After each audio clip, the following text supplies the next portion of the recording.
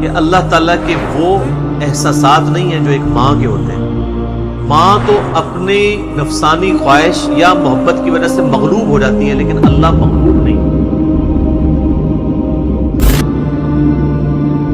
اللہ تعالیٰ کیا فرعون سے اس کی ماں سے بڑھ کے محبت کرتا ہے جو اس کا باغی ہے؟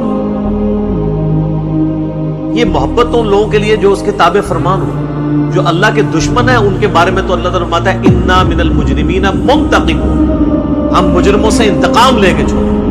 ان کے لیے یہ معاملہ نہیں ہے. ہمیں تو یہ بتایا گیا ہے کہ اللہ تعالیٰ ایک بوڑھی نانی اماں ہے جس نے یہ ایک نعوذ باللہ ایک سسٹم چلایا ہوا ہے، اینڈ پہ سب کچھ چھوڑ دے نا. اگر یہ بات ہوتی تو انبیاء کرام علیہ السلام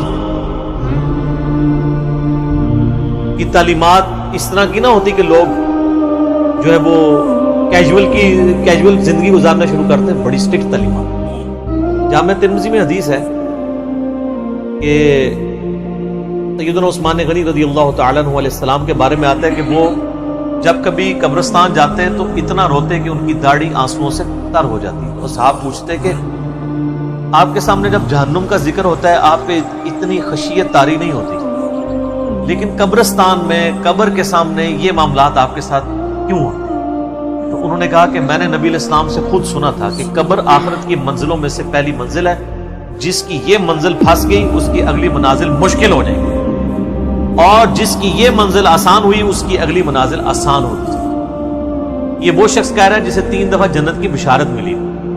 ہمارے پاس کوئی جنت کا ٹکٹ نہیں ہے اور ہماری بے پرواہی اپنے عروج کے اوپر. اسی کو پنجابی میں کہا جاتا ہے نا، عقل نہ ہوئے تے موجیں ہی موجاں، عقل ہوئے تے سوچیں ہی سوچاں. جسے عقل نہیں ہوگی وہ موجیں مارے گا، اسے پتہ نہیں ہے نا، لیکن جسے عقل ہوگی وہ سوچے گا کہ یار یہ معاملہ تو بڑا خطرناک ہو جائے. یہ بخاری میں حدیث ہے، نبی علیہ السلام نے فرمایا آپ ایک جگہ سے گزرے، کچھ اصحاب آپس میں یعنی ہنسی مذاق کرتے ہوئے ہنس رہے تھے، تو آپ کھڑے ہو گئے. آپ نے فرمایا جو کچھ میں جانتا ہوں نا، اگر تم جان لیتے تو بہت کم ہنستے، زیادہ رویا کرتے. بہت سیریس کیس بنا. تو یہ مسلم میں حدیث ہے، آپ علیہ السلام فرمایا کہ میں اللہ سے دعا کروں کہ تمہیں عذاب قبر سنوا دے. دکھانے والی تو کہانی ختم، سر سنوا دے. لیکن مجھے ڈر ہوا کہ اگر تم نے عذاب قبر سن لیا تم اپنے مردوں کو دفنا نہیں چھوڑ دو. ایسی خشیت تم پہ تاری ہو. لیکن یہ اللہ تعالیٰ نے سب کچھ پردے میں رکھا ہوا ہے سر. صحیح بخاری میں حدیث ہے کہ میت جو ہے وہ چارپائی پہ کلام کرتی ہے. نیک میت کہتی ہے مجھے جلدی جلدی میری جگہ کی طرف لے چلو، اور جو بری میت ہے وہ چیخو پکار کرتی ہے کہ مجھے کہاں لے کر جا رہے ہو. اور نبی علیہ السلام کے الفاظ ہیں صحیح بخاری میں کہ زمین و آسمان کی ہر مخلوق اس کی چیخیں سنتی ہے سوائے جنوں اور انسانوں کے، کیونکہ جنوں اور انسانوں کو اللہ تعالیٰ نے غیب کے پردے میں یہ چیزیں رکھی ہیں نا، اسی کے اوپر تو جنت ہے. ان الذین یخشون ربهم بالغیب لهم مغفرۃ واجر کبیر. جو لوگ بن دیکھے اپنے رب سے ڈرتے ہیں ان کے لیے مغفرت ہے اور اجر کبیر ہے. دیکھ کے تو سب نے مان لینا ہے. پھر سر اس سے بھی آگے اگر آپ چلے جائیں، صحیح بخاری میں یہ حدیث موجود ہے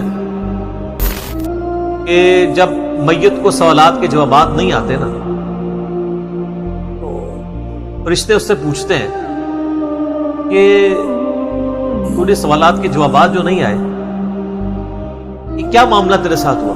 تو وہ کہتا ہے میں تو وہی کہتا تھا جو لوگ کہتے تھے، سن سنا کے سننی تم نہیں، پڑھ پڑھا کے سننی نہیں. فرشتے کہتے ہیں تو نے خود پڑھ کے سمجھنے کی کوشش کیوں نہیں؟ پھر فرشتے اسے ایک گرز مارتے ہیں جس سے وہ زمین کے اوپر بالکل جس کو کہتے ہیں نا پیرلر ہو جاتا ہے، زمین پہ خاک بن جاتا ہے. اور اس کی جو گرز کی اگینسٹ اس کی چیخو پکار ہے اس کو جن و انس کے علاوہ تمام مخلوقات اگر یہ سن لیں تو ظاہر ہے یہ تو پھر انسان کے بچے نہ بن جائیں. یہ اللہ نے پردہ رکھا ہے، ورنہ تو آپ بڑے بڑے بزرگوں کو دفنا کے نکل رہے ہو نا، ان کے پردے جو ہے نا وہ جنازہ یعنی اس قبرستان کے گیٹ تک پہنچتے بھی ساری بزرگی کھل گئی ہو، دلال کی بات پیچھے سے آ جائے. لوگ ایسے بزرگی کا دعویٰ بھی پھر چھوڑ دیں گے، ڈرتے رہیں گے نا. تو یہ اللہ نے پردے رکھے.